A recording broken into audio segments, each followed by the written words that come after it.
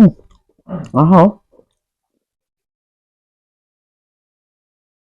Hai giờ thủng cái đồ này.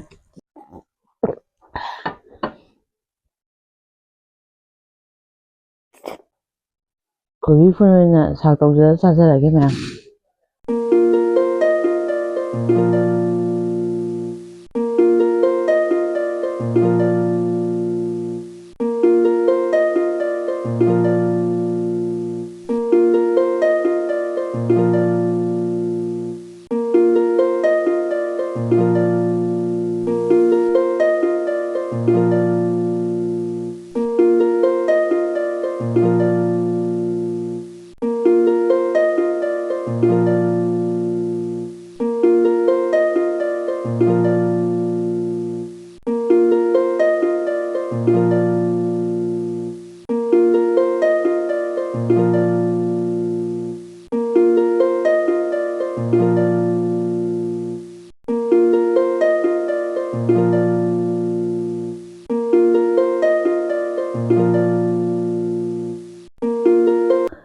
Kung galing yan.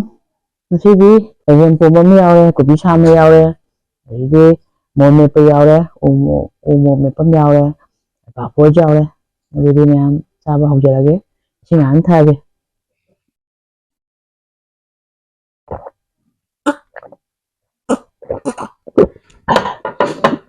jadi चाबा हो जाएगा में हम कुछ बेने मशीन चले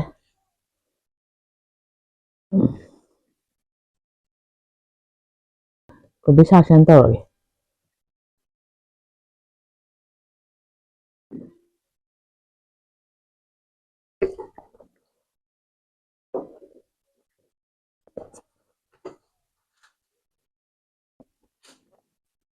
कुछ कोई नहीं चाहिए तब हम करेंगे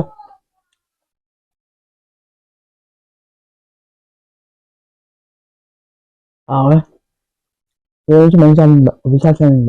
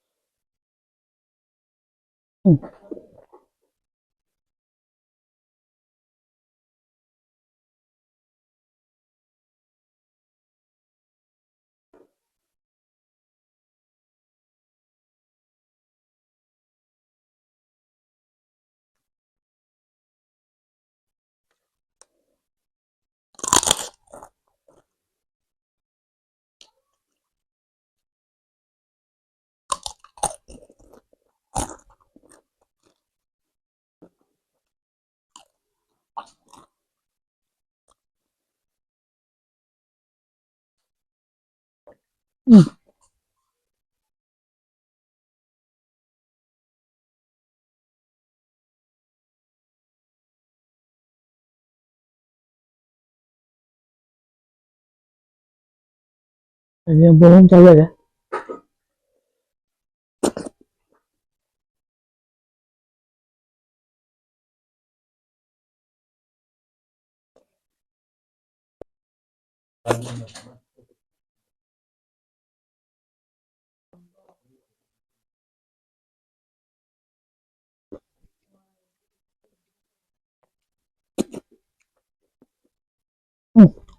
hả hai giờ thủng cái đồ này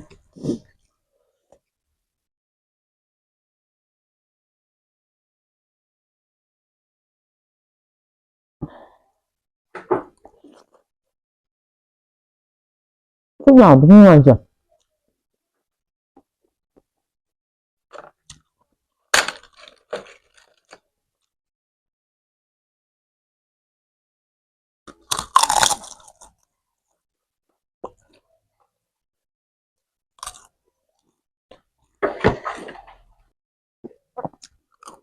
không ăn qua ăn được đi đi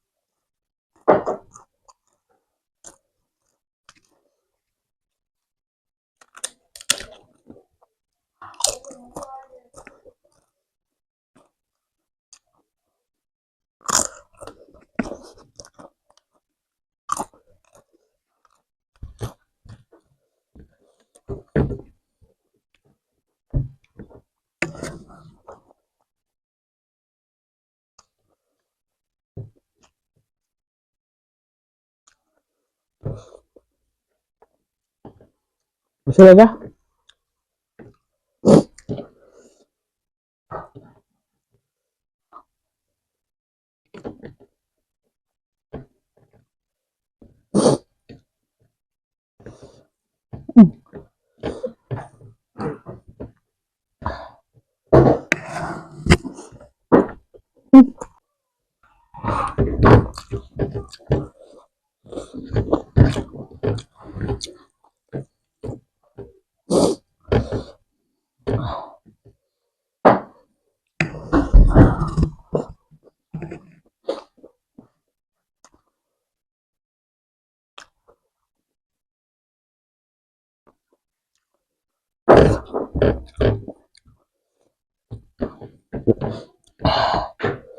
Boleh.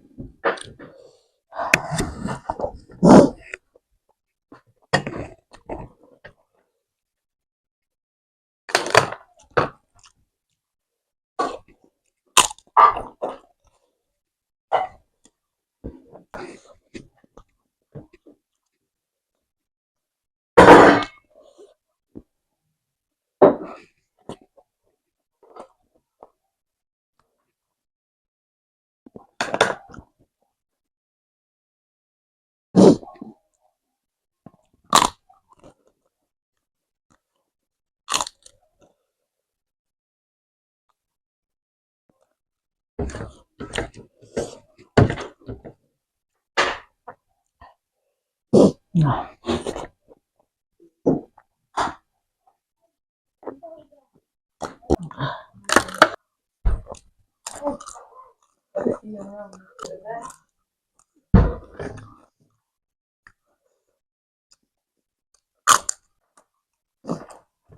Video subscribe cho biết mo, like, comment, share, PPM mo.